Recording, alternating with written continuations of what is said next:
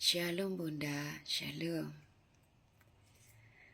Kalau Bunda ngajari pengikut Bunda yang agama Kristen, caranya pakai cara gimana? Setiap murid, walaupun agamanya sama ya, sama-sama Islamnya, atau sama-sama Kristennya, atau beda agama, satunya Kristen, Islam, Hindu, Katolik, Buddha, ya, Konghucu. Bahkan muridnya Bunda ini ada yang berproses loh. Dia tadinya Islam, sekarang ateis. Ya, caranya ya sesuai dengan agama dan keyakinannya, kepercayaannya itu. Bunda tidak pernah memaksakan kehendak harus menggunakan cara Islam. Tidak, harus menggunakan cara Jawa. Tidak. Ya. Harus menggunakan cara leluhur saya. Ini karena ilmu turunan dari leluhur. Buatan. Tidak. Ya. Jadi setiap murid itu mempunyai caranya sendiri. Ya. Setiap manusia itu diciptakan unik. Manusia itu diciptakan untuk bisa menciptakan. Garis bawah ya. Manusia itu diciptakan untuk bisa menciptakan. Jadi mau berdoa, afirmasi, mensugestikan, mau ibadah, ya, mereka menggunakan aturan syariat yang sudah ada, ya, sesuai dengan agama dan kepercayaan, keyakinan para murid masing-masing.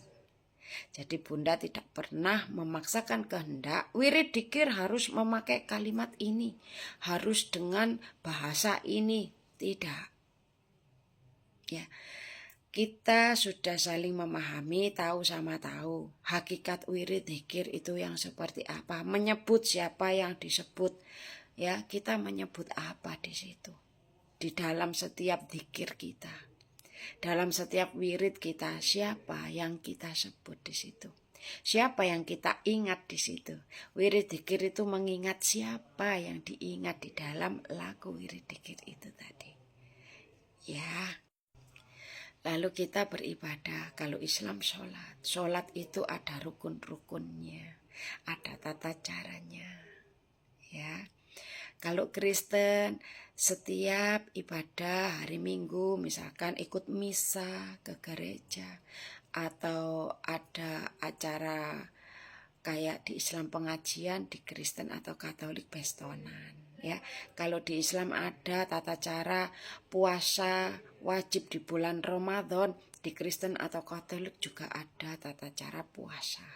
Ya, nah di Hindu, di Buddha juga begitu.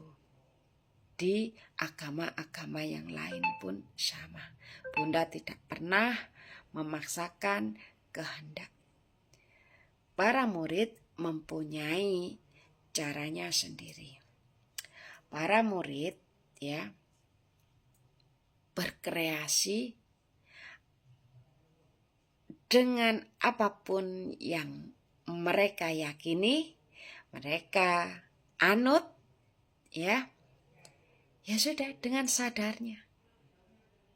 Mereka menjalaninya dengan enjoy, dengan tulus, dengan kesadarannya bahwa bermeditasi itu juga ibadah. Meditasi itu juga disebut gerakan. Siapa yang bermeditasi? Jasad, gerakan jasad ya. Dalam meditasi itu ada gerakan apa? Keluar masuknya nafas.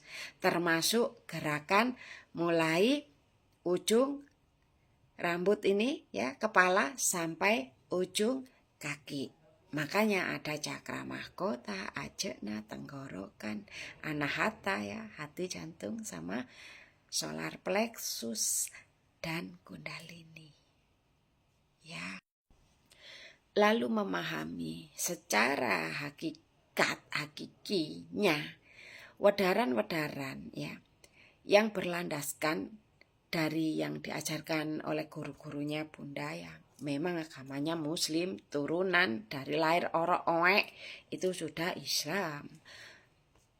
Tapi leluhur-leluhurnya dari Bunda, dulu Mbah Buyut, Mbah Canggah, Mbah Udak-udak Wareng ya, sampai Gantung Sewu Gertebok Bosoknya itu ada yang beragama Hindu, ada sing kapitayan ya, ada yang hanya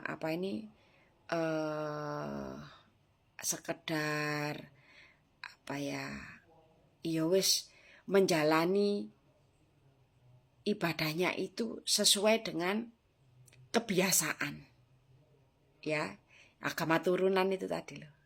Ada yang mendalami banget ya, ada yang sekedar ikut-ikutan ya, enggak apa-apa. Itu cerita-cerita dari beliau leluhur-leluhurnya Bunda, soko mbah-mbah juga dari orang tua, dari bude-bude, dari Pak Lik gitu ya. Jadi yang diterapkan di dalam hidup ini bukan tentang kamu agamanya apa. Namun agama itu bisa membuat seseorang menjadi lebih baik. Dengan adanya aturan di dalam agama, dengan adanya ajaran wedaran yang diajarkan oleh landasan dasar-dasarnya dari agama itu. Jadi tidak ada masalah ya, anak turunnya mau kamu beragama apa, yang penting satu. Kalau kamu sudah mempunyai keyakinan di situ, terapkan ya apa yang diajarkan oleh kitab dari agama yang kalian anut. Semua agama mempunyai dasar, landasan ya, asas yang diajarkan dari wedaran itu berdasarkan, kan ada panduannya, ada tuntunan di situ. Nah, yang menuntun ini kan sebuah kitab. Bukan sebuah kitab sih sebenarnya, ada kitabnya untuk dikaji, diterapkan, dimengerti, diwujudkan ya. Jadi tidak hanya dibaca sekedar oh aku agamane iki, kitabku iki ya wis. Ndak. Jadi di dalam kitab itu ya sebagai panutan kita, tuntunan kita. Ya. Jadi orang agama anut-anutan. Banyak kok yang mengaku Islam sudah ngafling surga, tapi kelakuannya tidak terduga. Selalu mencari gara-gara. Ya, dimanapun dia berada, menciptakan neraka. Ada yang ngaku sebagai seorang Nasrani yang taat, tetapi masih sering ngerasani, sering belenjani, ingkar janji, bilang sehidup semati, ternyata ya tidak sesuai dengan hati nurani. Nah, ada yang mengaku Buddhis, tapi ternyata kita tidak menilai orang yang beragama itu menjamin bahwa dia memahami atau berhasil dengan spiritualnya.